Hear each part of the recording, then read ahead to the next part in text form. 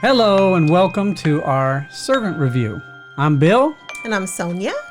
And this is our review of Servant Season 3, Episode 5, Tiger.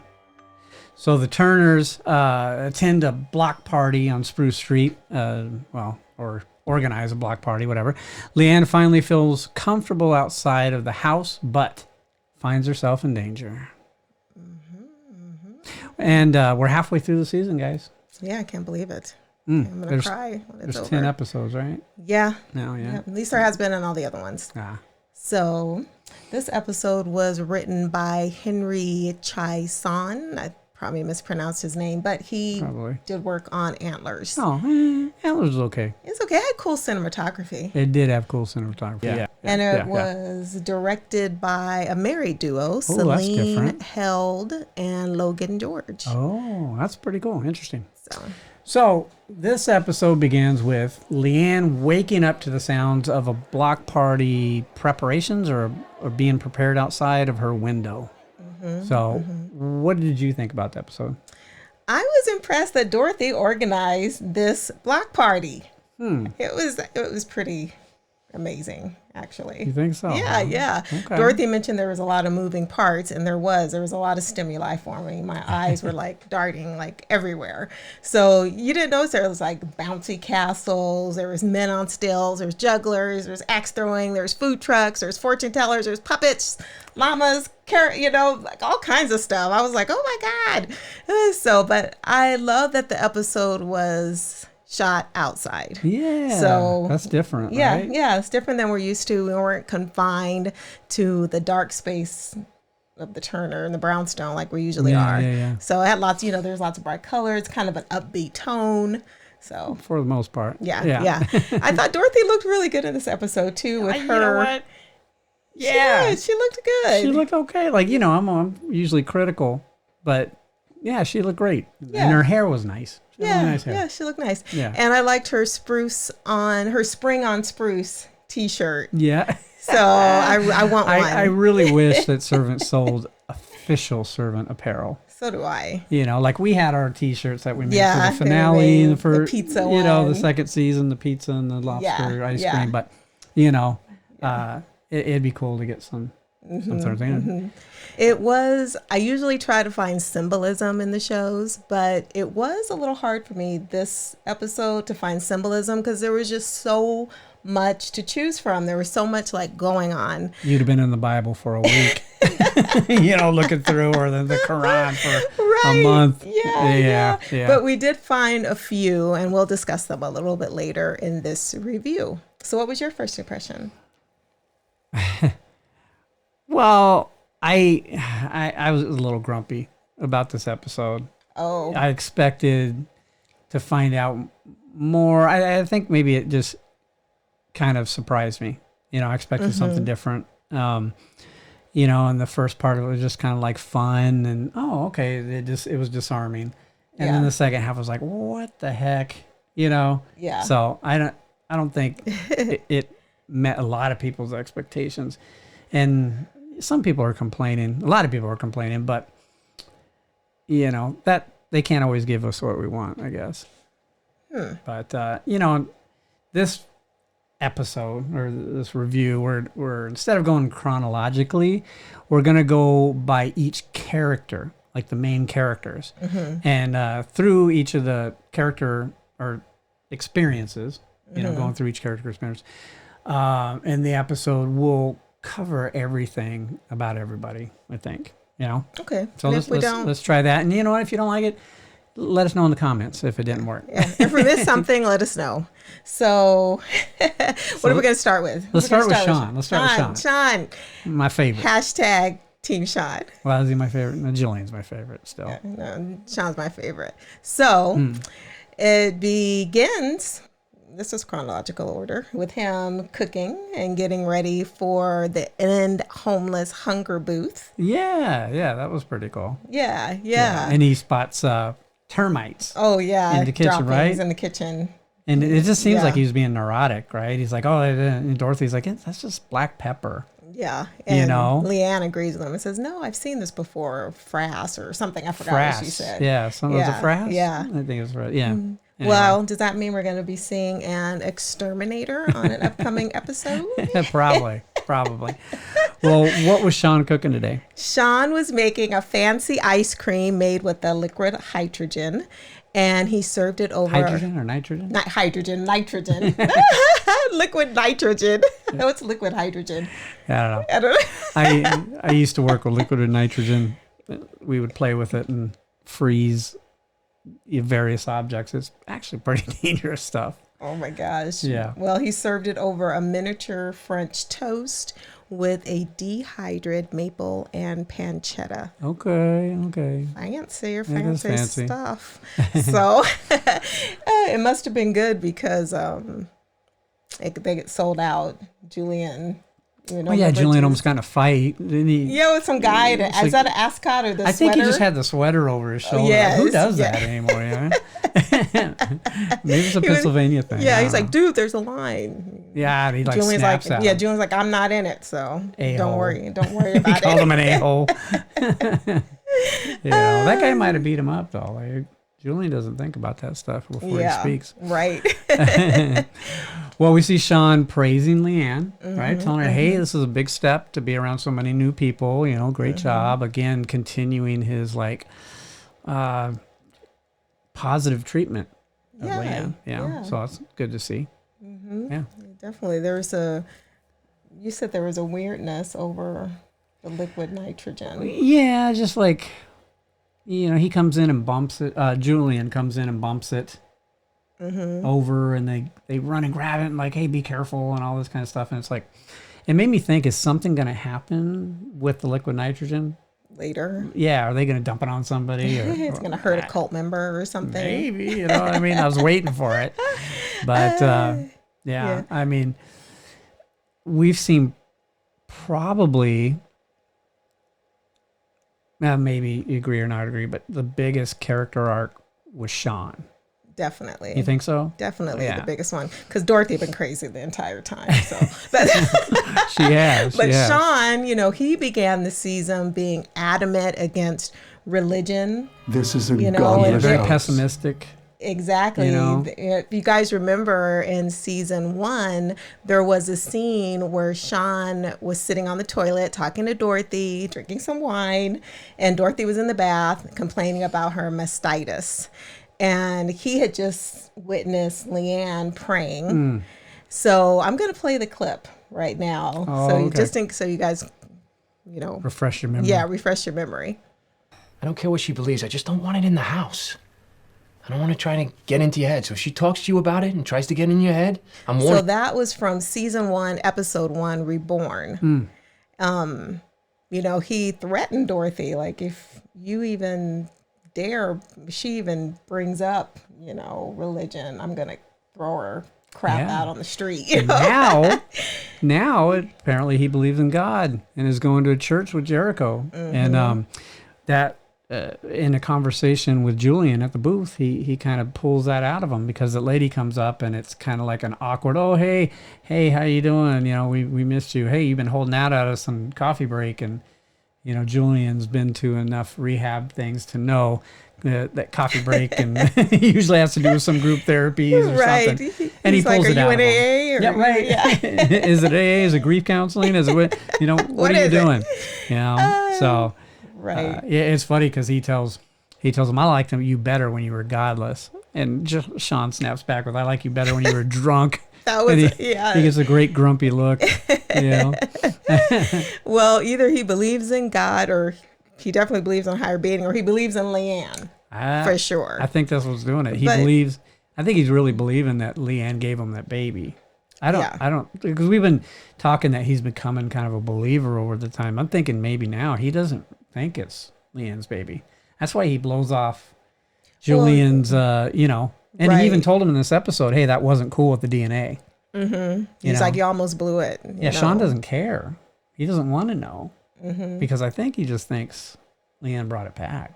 Right. Well, he said in that first season, I know my baby when I hold him. So basically to Sean, he's witnessed a miracle, right? All right, Jericho's back. Yeah. So There's a confrontation with Sean and Dorothy about taking Jericho to church. After it's all over and he comes up, they're all relaxing. He finds her. He's like, hey, what's up? She's like, I just met your pastor, Whoa. His face was like, ugh. Right. Yeah, Dorothy. I think he did a good job of explaining it. So he's like, he did. I just think you'd think it was stupid. And, which is funny because he was the one that thought it was stupid in season 1. Right. So, Yeah. That's the big character arc. And, then he was mean to Leanne in the beginning. Now he's nice to her. Right. He was cooking for Dorothy in the beginning. Now he seems to be cooking for Leanne. Sure. So. And when Dorothy asked, are you a religious person now? And she said it with a lot of venom. He did say no. He didn't say no. Yeah. Yeah. And then he's just much kinder. He's just he just seems to be more kind now too with the homeless kids. Sure. So he's still, what I like about him is his sarcasm, but yeah. Yeah, it's funny too because we see a callback here, right? Mm-hmm. He gets the job opportunity of a lifetime call, Gourmet Gauntlet. The one that he had went to, which I don't say caused all the problems, but that's when Dorothy dropped the ball. About. Yeah, he feels guilty if he wouldn't have went into that show. It wouldn't have happened. Anyway, they call him saying, "Hey, we want to make you the lead on a new series of this," and he just hangs up the phone. He doesn't even talk to him. Right. Right. So it just reminds him of his guilt, or I think so. I think do you remember when Frank, Dorothy's dad, was talking to Julian at the baptism in season 1? Right. I think it was the balloon episode. And he was asking Julian where they found Jericho and how uncanny the likeness was. He says to Julian, how often do you get a do-over, Juju? Is what he exactly says. And I think Sean feels like this is his do-over. Yeah, so not making the same mistakes. Yeah, he's not planning on making the same mistake twice, so he hung up on her. Yeah, it's very interesting. Well, let's move to my favorite, Julian. So he shows up in the beginning, like we said, knocking over. He walks into the back door from the kitchen and knocks over the liquid nitrogen.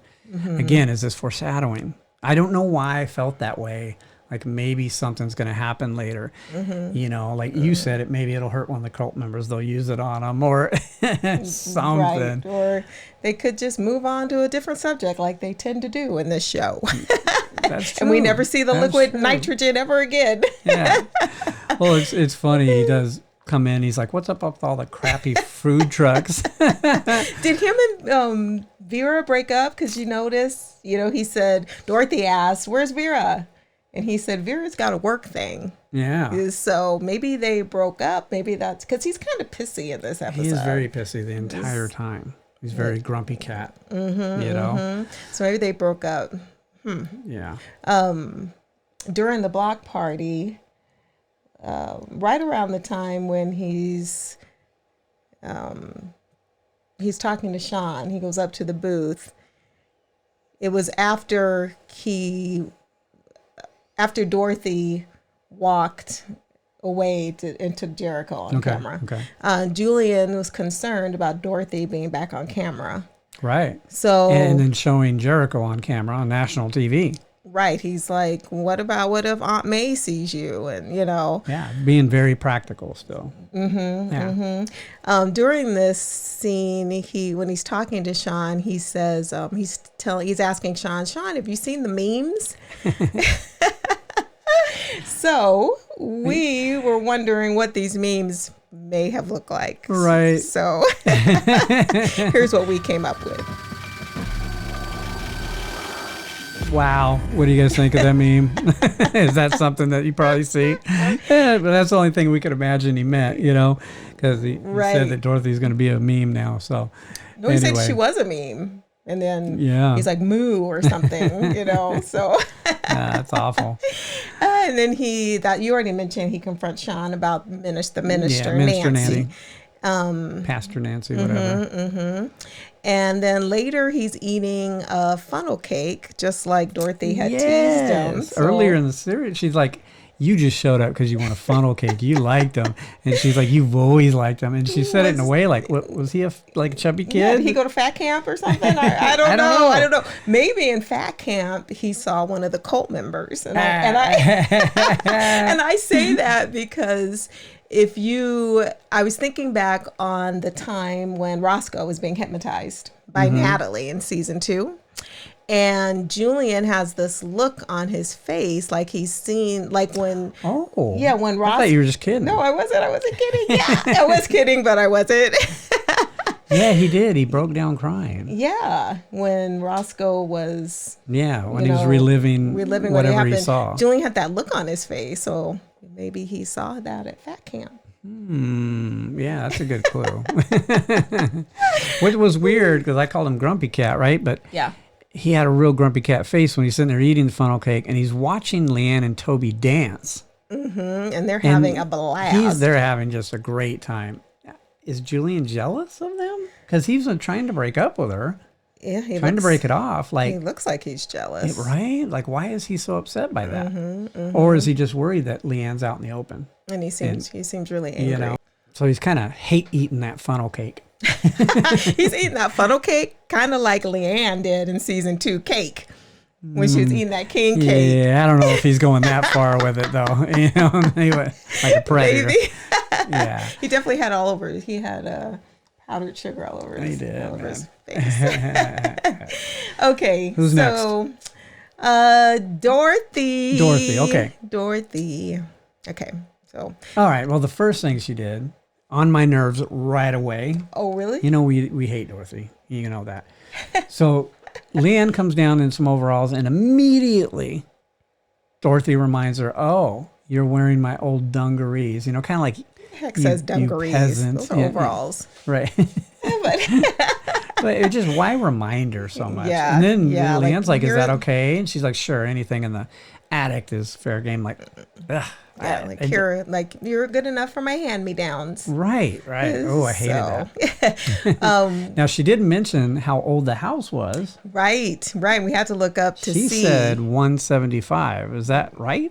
Right. Well, so I looked it up on something like Zillow, and the townhome was built in 1893, and it last sold for $3.9 million in 2016. That makes it 125 years old. Yeah. Still pretty old, but not 175. Well, you know, maybe the house in the show is 175 years old. Maybe. You know. You know, they could always pull that one out. Yeah. You know, is that a producer error, or is it just like, hey, you know, the house is fictional in the show. Yeah. So anyway, I guess we can't hold them to that. Yeah. There is an actual house, but we're going to go see it in May. We are. We're going to visit Philly. And we will have a video. Go by Spruce Street. So in this episode, Dorothy is really trying to take control. She is. Take back control of her life. One way by organizing the block party. Right. She is the head honcho there. She's pointing out different booths to Julian and Leanne. The barbecue tent. She says comes all the way from Bucks County. You said you heard of them, right? Bucks County barbecue. I've never heard of them. I don't know. It could be fictional, but I could have swore, because I watched a lot of barbecue shows. You know, I love food shows, and I could have swore that they're legit. You know, that I've heard of them. Well, if you guys barbecue champs. I have to see. You have to be on the lookout. Here, we got a favorite barbecue place. Yes. If you guys are ever in Arizona, Little Miss Barbecue. In Phoenix. Is the best. They're from barbecue. Texas. They do Texas. Yeah, they are. And they do Texas style. But it's delicious. Hooey, it's the best you're barbecue gonna wait. ever. There's going to be a wait, but it'll be worth it. Anywho. The cheesy grits are a must. And if you can, they only make it once in a while, but the beef rib is one of the best things I've ever had. But everything there is good. So anyway, back to Dorothy. She looked like she was punched in the gut when Isabel showed up. Man, well, she pitched the idea to her boss, and I said last time they're trying to get rid of her. Right. You know, right? And now they just pretty much showed it by sending it. You know, she does know it. Yeah, but she decides to punk Isabel. Using Jericho as a prop. Yeah, as a prop. She's not given a single F about his safety, him or his safety. Yeah. or anything. And that's what we were talking about earlier. Julian points that out. He's like, Aunt May could be scouring the news reports, looking, why would you do this? And she's like, shut up. Like, I'm not going to deny my kid's existence. Come on. She just means her career, Yeah. Yeah. Whereas Sean is denying his career. Right. Right? Mm-hmm. She's like putting her career before Jericho's safety. Oh, Dorothy. For all you guys that say she's a great mother and protective. No. Yeah. Anyway. I can see some proof. So she finds out about Sean going to church. Minister Nancy just walks right up on her and tells her. Yes. It's like, oh my God, why would you do that? Especially after she said, oh, what?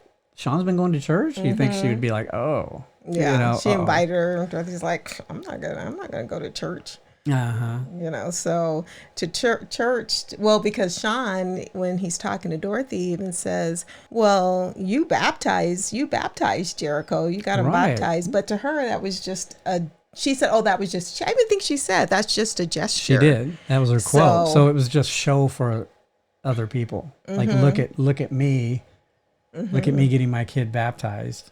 Right. You know what I mean? Just, man. Like, she doesn't deserve to be a mom. Dorothy's just all about appearances. Yeah. Very superficial. Yeah.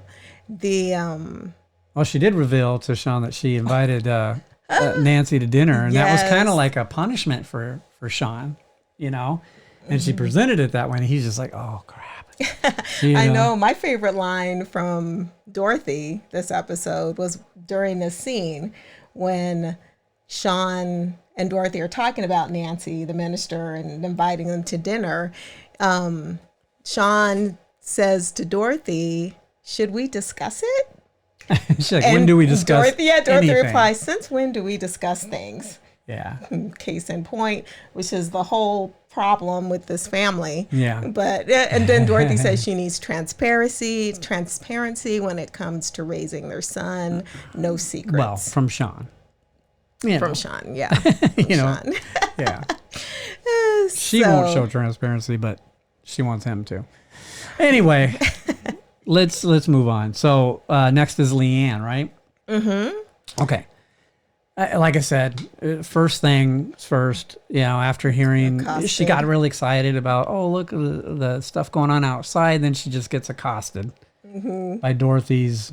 And then she gets praised by Dorothy for going out. That's true. She does. So there was a whole, you got my clothes on, but then it's like, oh, I'm so proud of you going outside. So it's that almost like cult behavior, again, that she's used to, like treat you bad, then build you up, break you down, build you up type stuff. I don't know. But, I think Leanne just wants to be normal. Definitely. And I really got that impression, and maybe you guys can agree or disagree, when she saw that girl, she saw a girl with a tiger face, and that just seemed so cool to her. She followed her, and she went and got her face painted. Yeah, like it seemed like she admired her. Yeah. I was like, oh, let me get my face It's like it's something normal girls my age do. Right. Right. She looked really cute, too. Right. So while she's getting her face painted, the painter gets distracted by the phone. It sounds like it was a phone in the background. Yeah. And then you see someone looks like with a dirty hand. Dirty hand with the shirt had... A dress shirt. Yeah, a dress shirt. But it was a dirty dress shirt. Yeah. Like it seemed like an old dress shirt. They start writing, looks like ruins on her forehead. Yeah, much like, didn't Uncle George write on the wall when he was practicing before he was going to try to kill Leanne, I guess? Yeah, it reminded me of George, like you said, in season 2 was the Love Shack episode. And it seemed like the guy had oil on his finger. He had something on his finger, right? Yeah. Do you guys remember when George was writing on the wall? It seemed like at the time George was like practicing to do the ritual. Because he didn't want to kill Leanne. Yeah. So he had to practice. He was stabbing the meat. Yeah. So I'm going to show a clip of the 2, and you guys can tell me if it looks like the patterns side by side. Yeah, it looks like, to me, it looks like they match what they're doing. So here you go. Something to debate on. So what'd you guys think? Yeah. I mean, Same pattern. Kind of look like a. I don't know. Look like Tell a us in the thing, comments. and then a little circle. I don't know. So, Ruins. It was ruins. something. Yeah. Anyway, what I thought was funny too. We had mentioned that Leanne's trying to put Dorothy in her mom position, you know, and treat her kind of like a mom, and with the yoga and all that stuff. And Dorothy's falling short, but she did tell the painter because the painter likes her overalls, and she's like, "Oh, my mom, they were my mom's, and she gave them to me." My mom gave them to me. It's like, wow. And then she sees, kind of have a flashback to another episode, and you probably know the episode, but. Dorothy sees Leanne like officiating a little girl talent show, much like that's how Leanne met her. Right. I think that reminds her. So yeah, it was the same Love Shack. It was the same episode. Oh. Season 2 when I think they showed it a couple of another time too in season 1. But in season 2 Love Shack, they do show Leanne when she's locked up in the attic watching Dorothy doing an interview with the little girl. This time it was when her mom was in the background. So, but yeah, I think that kind of little callback. Maybe it reminds her why she looked up to her in the first place. Maybe strengthening that bond. I mean, Leanne's a straight up stalker, though. She's been stalking Dorothy since she was little, right? Yeah. Well, speaking of normal life, I think she looks at Toby as the possibility of a normal relationship or whatever, right? Because she links up with him. He kind of asks her out, like, "Hey, you want to do something? And what do you have in mind?" And they just go play. They go play at the carnival. Right. They were too old to be jumping in that bouncy Way too castle, old. But yes, they did look like. That's so weird. And then Toby was saying, "You're half a tiger." Oh, yeah. Which made us think of season 2 of the cake episode. Out of all the things said in that episode, that's one that struck me the most. You're half a tiger. Because we were comparing her in that king cake episode where she was doing that too. A tiger or a lion or a predator. Right. A predator, you know? So what do you call an alpha predator, you know? Something that doesn't have... Or an apex predator. Apex predator, that's it. Oh, because nothing preys on a tiger, right? Except humans. They're at the top of the food chain. So speaking of predators, what the heck is Toby? A koala? It's got to be koala. I looked over and over. It's just like the ears and the little things. It's got to be a koala. It wasn't... He had mentioned elephant, like he thought it was an elephant because it's gray. But or mouse. Elephants don't look like that. So yeah, I think it was a koala. It made me think it's like, a little fluffy, prey animal next to an apex predator, right? Like, what is that? Is something going to happen to him? Well, I mentioned in the beginning that I did find some symbolism, so I chose to find the symbolism in koalas. Okay. Can't imagine what laziness. No, they represent being in the present moment, being grounded, being comfortable in your own solitude, and taking time to rest. So how the most important lesson a koala can teach us is that heavy earth and masculine energy don't always have to be dominating and destructive. So, which I think ties in with what you say about Leanne looking at Toby as, a normal relationship. Okay. Yeah. Kind of like Sean and Dorothy. Sean's kind of the more chilled one of the group, and Dorothy's definitely wearing the pants. Yeah. Yeah. So you had mentioned during this time when Toby and Leanne are talking and having a good time that Leanne's age, I think she's 19, but that she doesn't know her own generation slang. Oh, yeah, because, she asked where Sylvia was, Toby's girlfriend, and Toby goes, "Oh, she ghosted me after all that happened." And she's like, "Ghosted?"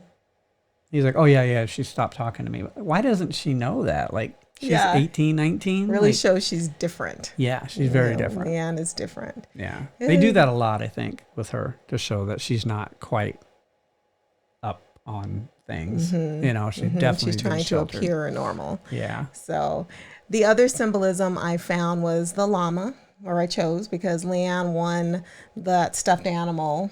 She wanted to actually give it to Toby, but Toby says, nah, you know, so she said she's going to give it to Jericho. Yeah. And the symbolism for llamas is to remind you that through hard work and perseverance, your dreams will be realized. And also you can adapt to any situation in which you find yourself, which, Okay. you know. Oh, there's a folktale too. What, hear about that? a llama? Yeah. All right. That may or may not be true. So when the Spanish came into Incan territory, they wondered about this odd creature. They repeated this question, ¿Cómo se llama? What's your name? Again and again. Yeah. But the Incans thought that the Spaniards were identifying this animal as a llama. And the name remains. Oh, that's how they got the name? That's kind of funny.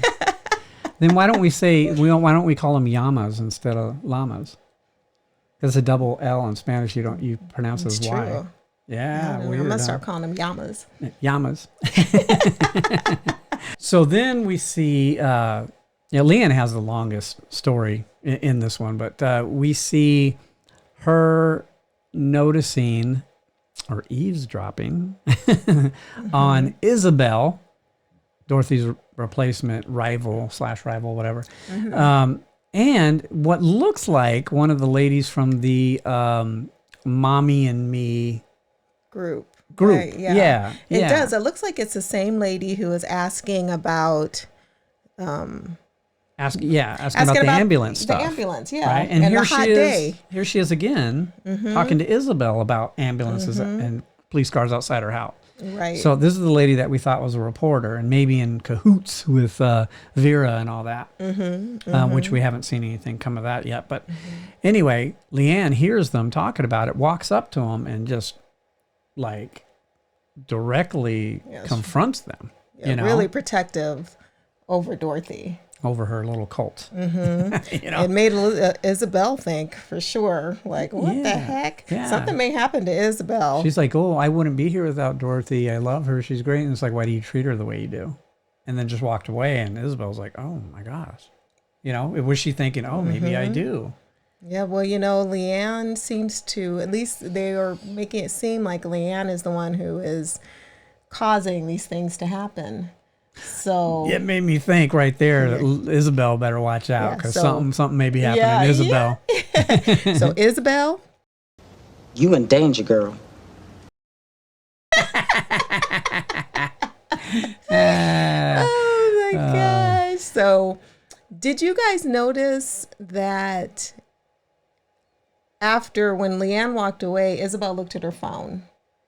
And she looks at her phone and she sees the missing like poster of Leanne. Yeah. I think Isabel sees a story brewing. Oh yeah.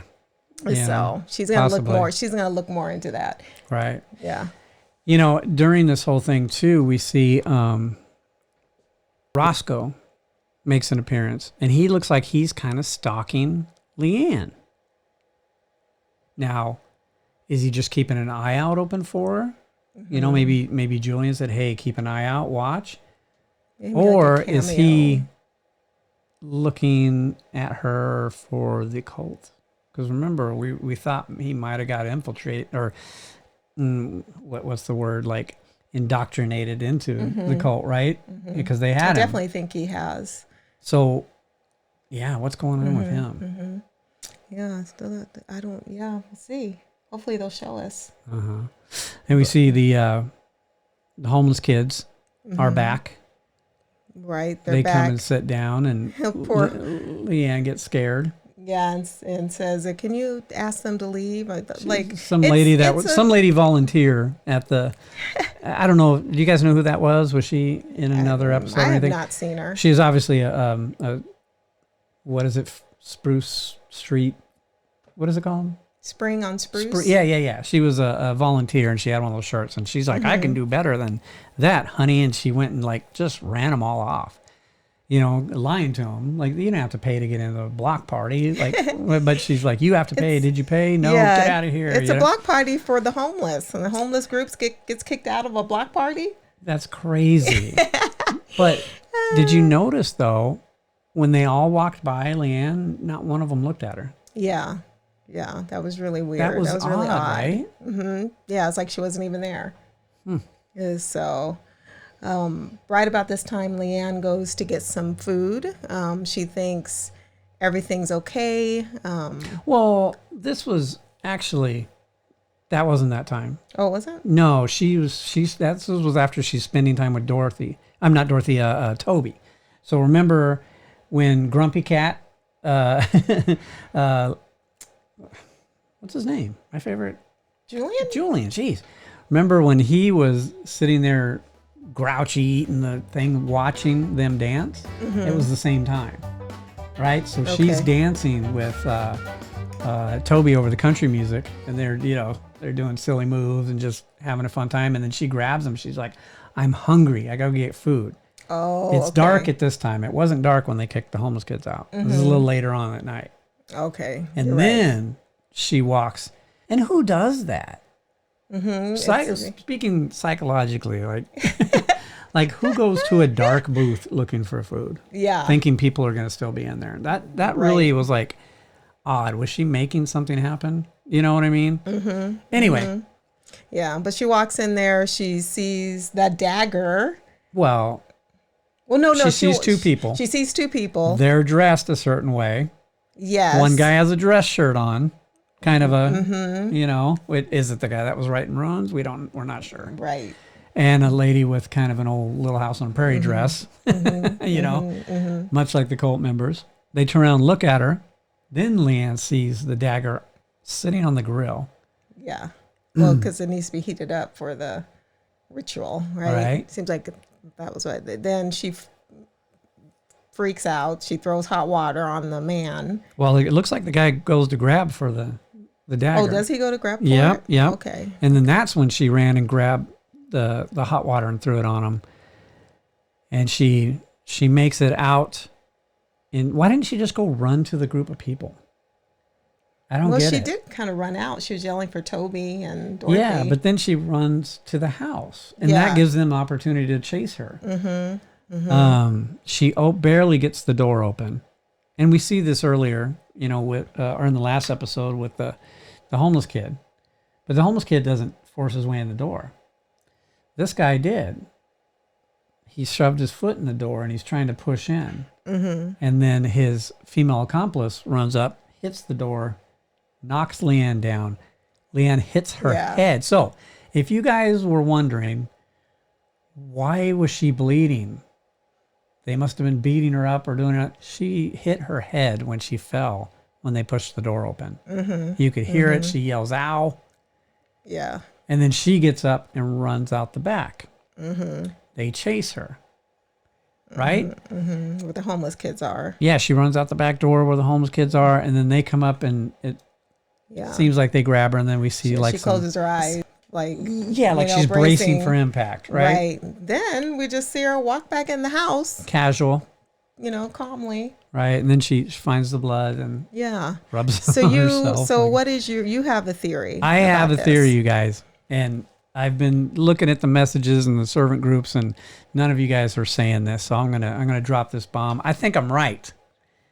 I really think I'm right. Let me know what you think in the things. If I'm wrong, you could all just tear me up in the comments. I would deserve it. But here's what I think is really happening. This goes back to the other episodes. Remember when they were installing the cameras in the first episode? Was it the first episode? The second. First or second, whatever. The workers walking down the stairs, he's holding a screwdriver, but she sees the dagger, right? Everywhere she looks, paranoia. I think this was all paranoia. I don't think those people were after her at all. I don't think that was a dagger that was on the grill. She saw a dagger. I think why the guy grabbed for it, it was something on the grill. They were looking at it cooking. She distracted them. It started burning. That's why he grabbed for it. But she's freaking out. So they're like, hey, what's going on with you? She throws water on him, all this stuff. She's just screaming and freaking out. And they're trying to get to her. Like, what's wrong with you, young lady? They're trying to help her. They even chase her. Now, why they, like he pushed the door open? I think that's a little much, but maybe that wasn't really happening. Yeah. You know what I mean? Maybe she just thought that was happening or something. So you just think it's her imagination. I think it's her imagination. And then that's why she just walks in the back. I think what we're going to find out happened. And some people were saying in the comment stuff that they were beating her. When she thinks back, there was no punches thrown. She was flopping around, screaming. And they were just like trying to hold on to her. When? Maybe it showed like when she came back in, she had a flashback of what was going on outside. Oh, okay. So when she braced herself, it showed a little what happened out there. Okay. So a lot of people are thinking, oh, those kids killed those people for her. Oh, and all I see. That. And that's where the blood came out. I don't think so. I think she just calmed down. They picked her up and said, are you okay? Okay. Like, what's going on with you? All right. And then she was like, I'm fine, and they let her go. Yeah. You know what I'm saying? Obviously thinking she's having mental distress, which she is. I don't think the kids did anything. So you don't think they were really bad? I don't think they were cult members. They probably didn't even look like that. I think she was in danger. Yeah, you think it's legit? I think so. It would be more exciting if it really was. But you may be right. So I just want to know, why didn't she tell? The only reason, come back to that, but the only reason I really think that, guys, is because they've been setting that up last couple episodes with her, like seeing things and hearing things and whatever. So then looking why on didn't the backs. she? Oh, I was going to say, why didn't she tell Dorothy and Sean what happened? Right. That's another reason why I'm thinking. That was weird. It was in her head, and she's embarrassed because she's like, oh my God, I just freaked out. It was really odd. Yeah. Yeah. And what did you think it meant when Leanne wipes her bloody fingers on her face? I have no clue. like war paint? I was thinking maybe like this is war. Like, I don't know, but like if my theory stands, again, it makes no sense. If everyone else's theory stands and those kids did kill, then I could see, because it's war, right? But right, and we'll see. Yeah, I was disappointed. I got to be honest. I was upset. I wanted more. I wanted to find out more about what it was. I don't want to wait till next week to find out what happened. You know what I mean? And if they don't tell me in next week's episode, I'm going to be upset. They better show us what happened. They better, man. This episode. We only got 5 more episodes in this, and then 1 more season. And last season's got to deal with a bunch of crazy stuff, I imagine. But come on. Well, the next episode is coming February 25th, or really the 24th, Thursday, probably. Hopefully Thursday. It's called Fish. I'm calling Fish. I'm calling it Guess Who's Coming to Dinner? Because I guess we know, though. It's Nancy, right? Nancy's coming to dinner. Maybe they're feeding her fish. In the Bible, doesn't they feed Jesus fish and bread or something like that? No, I don't know. I think so. I'll have to look it up. But it says Sean's dinner party goes south when Leanne is rude to a guest. So Dorothy, we know who the guest is. Yeah. And Dorothy uncovers frightening details from the block party. So maybe she finds out that Leanne was attacked. I don't know. Or that Leanne was tripping. But thank you guys for watching. Let us, let us know what you think, what your theories are in the comments. Even if you think we're full of it. To keep the conversation going. Yeah. And we'd love to hear from you. We definitely don't mind opposing viewpoints. Yeah, except for Dorothy lovers. Keep it to yourself. No, kidding.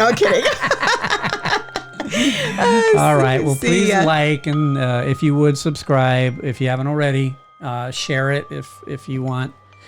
We'd appreciate it. All right. Take it easy. Bye. Bye.